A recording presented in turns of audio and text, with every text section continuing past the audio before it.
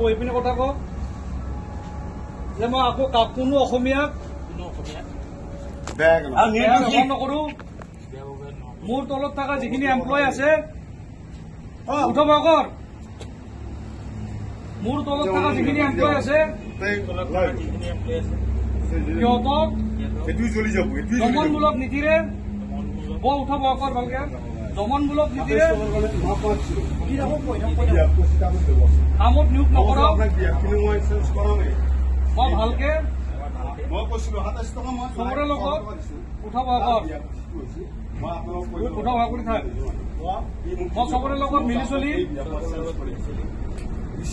আৰু next time এনেকুৱা ভুল কেতিয়াও নকৰো। পাঁচবাৰ উঠাব। নেক্সট টাইম যদি তই আৰু এনেকুৱা ভুল কৰা ঠিক আছে কিন্তু বেয়া আছে।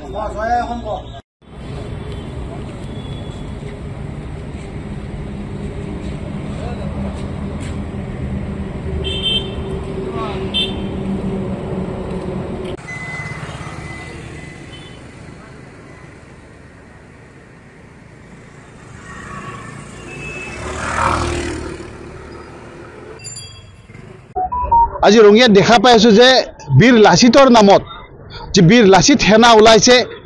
এই সেনাত বীৰ লাচিত সেনাৰ নামত আজি 1 বছৰ ধৰি ৰঙিয়াত বসবাস কৰি থকা বিভিন্ন ধৰণৰ বিভিন্ন মানুহক তেওঁলোকে হাৰাশাস্তি কৰি আহিছে। যে কিছুমান তেওঁলোকে লাচিত সেনাৰ নামত বঙালী মানুহক অত্যাচাৰ কৰিছে, কেতিয়াবা তেওঁলোকে বীৰ লাচিত সেনাৰ নামত মাৰোৱাৰী লোকক হাৰাশাস্তি কৰিছে, কেতিয়াবা তেওঁলোকে বীৰ লাচিত সেনাৰ নামত বিহাৰী হিন্দু মানুহক হাৰাশাস্তি কৰিছে। আমাৰ ৰাষ্ট্ৰীয় বজৰং দলৰ এজন কাৰ্যকৰ্তা আমাৰ ৰঙিয়া হুণ্ডাই শ্ব'ৰুমত তেওঁলোকে যায়। আমাৰ ৰাষ্ট্ৰীয় বজৰং দলৰ কাৰ্যকৰ্তা বিশাল নাথ সেই অনুষ্ঠানৰ মেনেজাৰ হয়। তেওঁলোকে বিশাল নাথক দোকানৰ পৰা বাহিৰত ওলাই আনি বিভিন্ন ধৰণে শাৰীৰিক আৰু মানসিক কষ্ট দিয়ে। তাৰ পিছত তেওঁলোকে তেওঁ কাণত ধৰি উঠা বহা কৰিব দি ভিডিঅ' বনাই লয় 50,000 টকা জৰিমনা দিব লাগিব বুলি তেওঁ দাবী কৰে।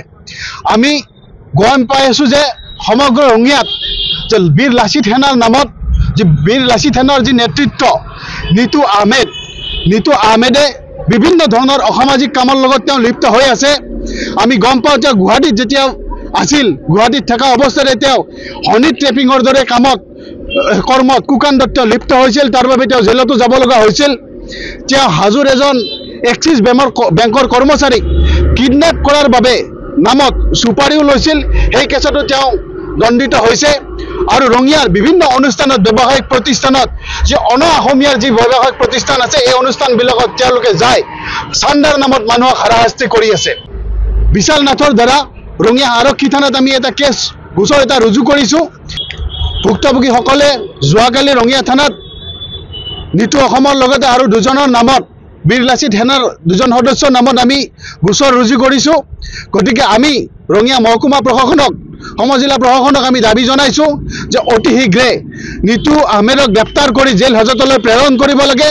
আৰু বীৰ লাচিত সেনাৰ নামত ৰঙিয়াত যি তেওঁলোকে গুণ্ডাগৰ্দি কৰি আছে এই গুণ্ডাগৰ্দি সমগ্ৰ ৰঙিয়াত চিৰদিনলৈ বন্ধ হ'ব লাগে। গতিকে আমি ৰঙিয়া প্ৰশাসনক ভৰসা কৰি আমি ৰাষ্ট্ৰীয় বজৰং দলে প্ৰশাসনক আমি সময়সীমা দিছোঁ যে ইয়াৰ পিছতো যদি নিতু আহমেদৰ লগত যি বীৰ লাচিত সেনাৰ নামত যিসকলে গুণ্ডাগৰ্দি কৰি আছে ৰঙিয়াত তেওঁলোকক যদি গ্ৰেপ্তাৰ কৰা নহয় গতিকে তেতিয়াহ'লে আমি ৰাষ্ট্ৰীয় বজৰং দল ৰঙিয়া জিলা সমিতিয়ে তীব্ৰ জংগী আন্দোলন আমি সমগ্ৰ ৰঙিয়া জিলাৰ ভিতৰত আমি গঢ়ি তুলিম।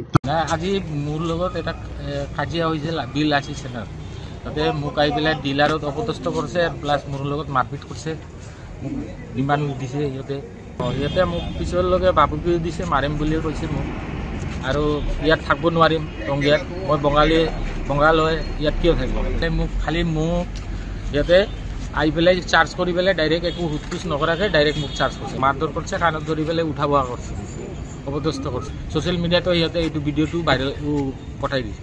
মই এটা ন্যায় বিচাৰোঁ যে এইটো ভিডিঅ'টো যাতে সিহঁতেতো অথৰিটি নহয় না, নীতি অসম সিহঁতে আছিল, তাৰ লগত আৰু 10-12টা ল'ৰা আছিল। মইতো অসমৰ মানুহ না, মোৰ গ্ৰেণ্ডফাদাৰো ফ্ৰীডম ফাইটাৰ আছিল। মই কি ফৰেন কাণ্ট্ৰিৰ পৰা আহিছোঁ নেকি? মইতো ইয়াৰে মানুহ। মইতো অসমৰে মানুহ, অসমীয়াই মোৰ সন্মান এক কৰিছে, সিহঁতে ছ'চিয়েল মিডিয়াত দিছে, এইটো দি পেলাই মোৰ সংগঠনৰো বদনাম হৈ আছে।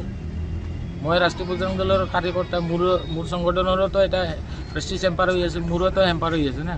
মোৰ ঘৰৰ মানুহবিলাকে চাব দিছোঁ 1000টো বিল আছিল সেনাৰ ওপৰত দিয়া হৈছে। এইটো সিহঁতে যিমান 10-12জন আছিল সিহঁতৰ গোটেইকেইজন। মই এটা ন্যায় বিচাৰোঁ, ন্যায় আদালতে থানা আছে, থানা কোৰ্টে এইটো ন্যায় কৰিব না। মই যদি মোৰ দোষ হৈ থাকে মই কোৰ্টে চাব। নাই, মই মাৰপিট একো কৰা নাই। সিহঁতে আহি পেলাই